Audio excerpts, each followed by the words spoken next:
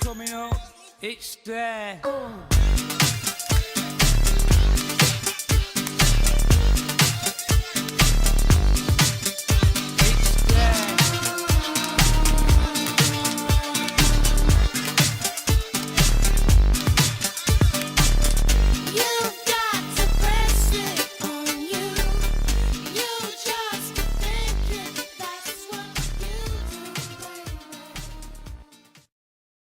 I've always been a fan of the gothic horror genre. From the dank atmospheres to the visceral monsters, I just love it.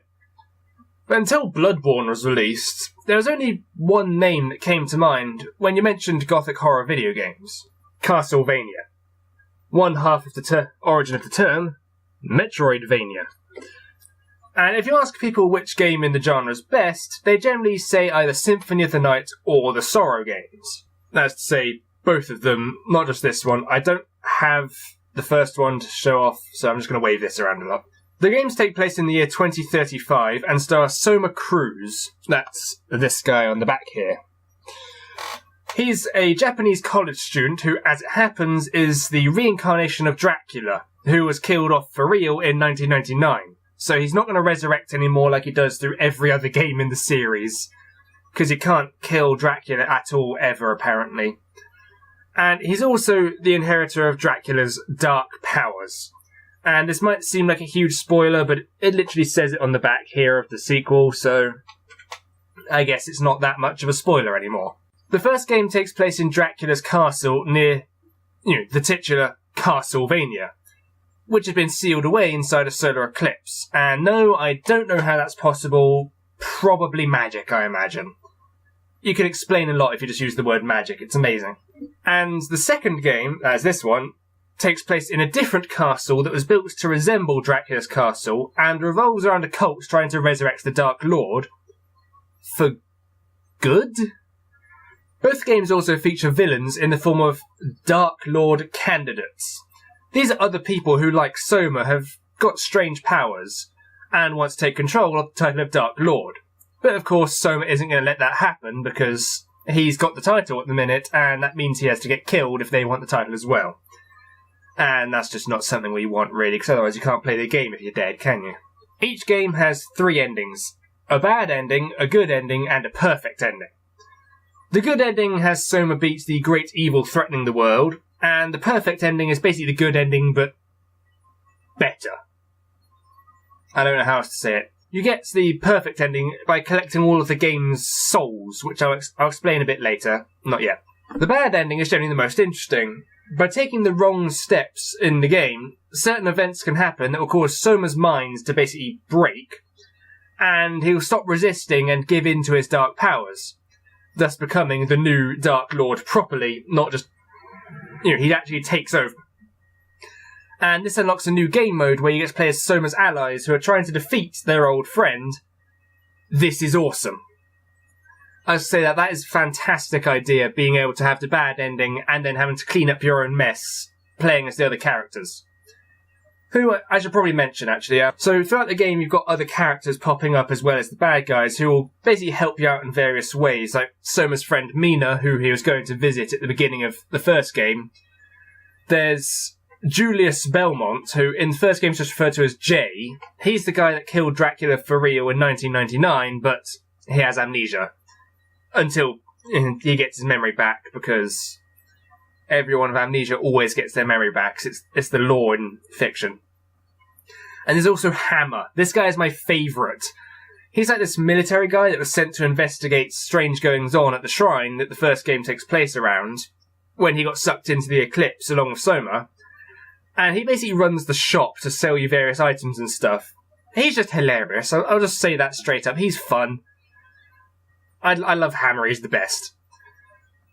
And there's also Genya Arikado, which if you've played these games before, you probably already figured out his name. Arikado. Just say it in a vaguely Japanese-ish accent. Be really stereotypical for a second. It's Alucard. Everyone figured that out already. Yeah, so you can actually see all of our main characters on the front of the second game here. We've got Soma, Mina, Genya, there's Julius and Hammer. These 3 are bad guys, we can ignore them. And then back here is Yoko Belnades, who's sort of a sorceress who's meant to be doing your job, but you sort of turned up by accident, I guess. Story isn't really important in these games. It's mostly about the gameplay. And which is good, because that's where the game shines. Both the games have the standard side-scrolling, platforming, actionness that defines the Metroidvania genre. But the central mechanic in these two is the soul system. Every enemy in the game has a soul that can be randomly dropped. It's this little ball of light that zooms around the screen and then flies into Soma.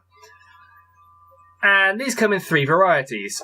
There's the red bullet souls, which are your attacks. They take a certain amount of your MP bar and launch a projectile. So it can be like throwing a bone or a spear or something useful. Or they can be a special melee move like an uppercut or a dive kick. Blue guardian souls come in several varieties, such as buffs, summons or transformations, or mobility aids like being able to glide or fly. But these put a constant drain on your MP meter, so you have to manage them properly. And lastly is the yellow enchant souls, which are simple stat boosts or passive abilities, but they don't cost any MP, so you can have one on all the time. Using these souls along with your weapons and abilities is basically the key to progressing, but it actually opens up several different playstyles. And you can focus on offense using your attacks to deal damage, or you can use magic to eliminate your enemies at the cost of your MP meter. Or you can try and be a defensive tank and basically outlast your opponent in a sort of war of attrition. And these different ways to play through the game give it quite a lot of replay value, actually, as well as opening up it for new players to experiment with. You know, if you want to be really offensive but fragile, you can do that. If you want to be a tank, you can do that. If you want to use magic, you can do that. You're going to find a playstyle that suits you better than the others. The graphics are all pretty nice, and there's some pretty good sprite work going on here, I must admit. The animation is very fluid. When there's blood everywhere. Everything has this nice creepy gothicness to it. The music will probably get you humming along at times, but it's mostly standard Castlevania tracks. If you're a fan of the series, you'll recognise the work here. If you're not such a fan, you probably won't recognise the tunes, but you'll enjoy them, probably. So, do I have complaints about the series? Yes. There's equipment and weapons hidden around the map that the player can find, but most of the time, by the time you can actually get to the damn weapons, you've already found something better. There's this hidden sword that you can't reach in the first game until you have the bat transformation and you can fly up to it. But by the time you get it, you've already got a weapon that's about twice as powerful. You've been walking past this sword the whole time, and it's been taunting you, sitting up there where you can't reach it.